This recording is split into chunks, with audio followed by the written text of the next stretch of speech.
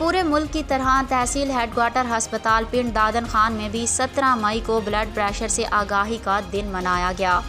Doctor Asif کی سربراہی میں بلڈ پریشر سے آگاہی کے سلسلے میں نکالی گئی واک میں ڈاکٹرز اور عملے کی بڑی تعداد نے شرکت کی۔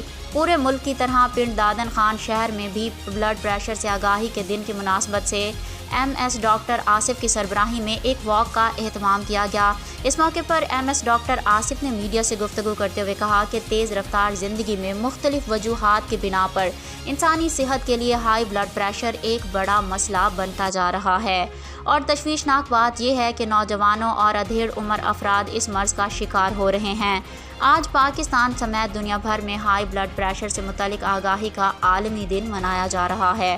ہائپر ٹینشن یا ہائی بلڈ پریشر کی بیماری کا سبب ذہنی دباؤ اور تناؤ ہی نہیں، بلکہ پھلوں اور سبزیوں کے بجائے فاسٹ فوڈ کا استعمال، تمباکو نوشی اور تن آسانی کو بھی قرار دیا جا رہا ہے۔